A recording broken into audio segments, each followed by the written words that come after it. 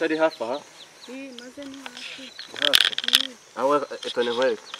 Kadamagara wa mugabo.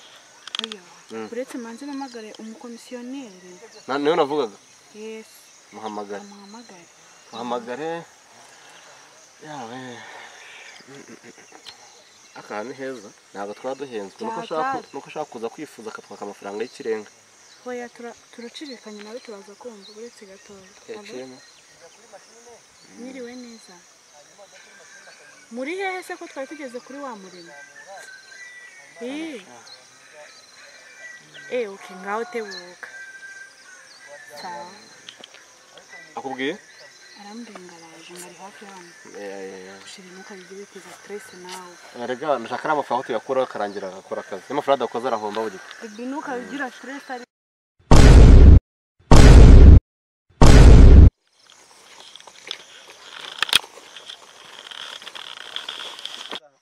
Yego nahanga kujika hararuguru hose nahanga.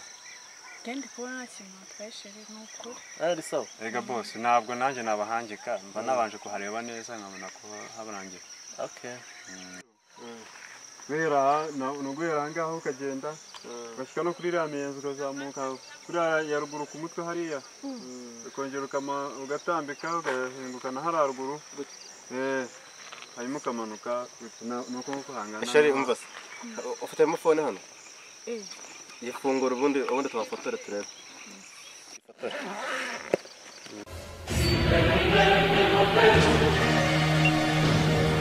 Tekana.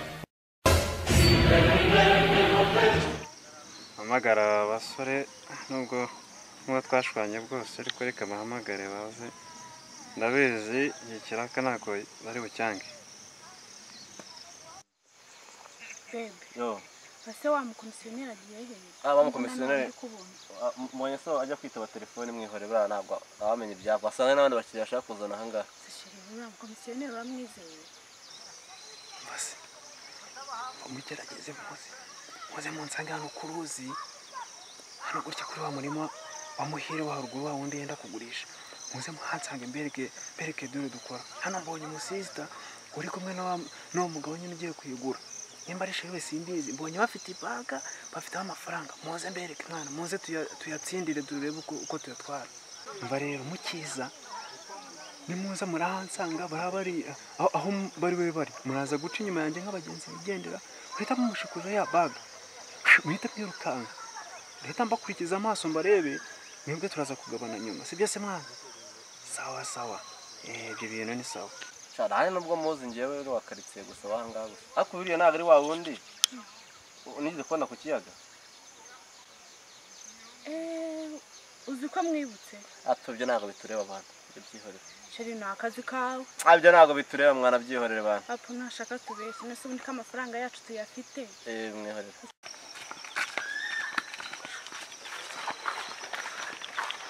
Fotore ntara ruguru kubitse tugira biki utetse tugasanga iki ni fasha nagarura je nguki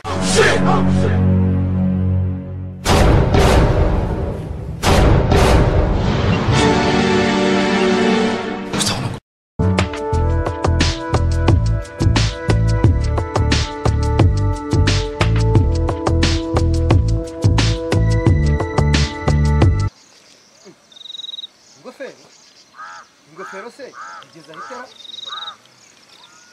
ya ingofero ra ego kumana haki ingofero ubu ngubu ntago ari babahungu baciye so bayitaye ako nabonaga birukanka iracyari nashasha wana simeze nk'abahungu baciye birukankara ariko burako birukankaga cyane birukankazwaga niki kugeza aho bata ingofero bakakomeza bakiruka ego kumana haha dore n'imbaga bari bafite bayitaye ye baba we ndakize yewe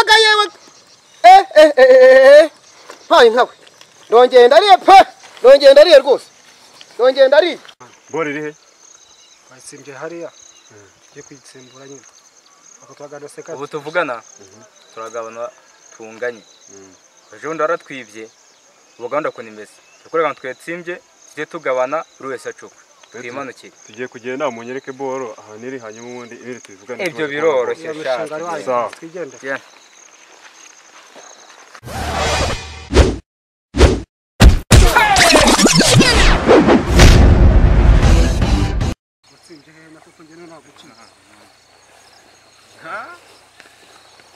Tugiye kuyitsindira kabisa.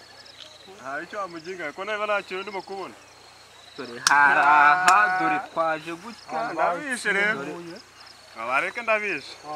Dore haraha hari hano tugashaka ahantu hari ikintu ndimo kubona. baba. Ntabaginga mwambwiye ahubwo ko muyitsinde. Mwayitsinde none mama. Abana murazana mama. twebwe Mwayazana abana. ahubwo Mana nutsaka. Mana cyayuda nicyaje kituri inyuma. Cyayuda nakibonye ahantu nyama. Cyaba cyo kitsimbe tujye kugitera.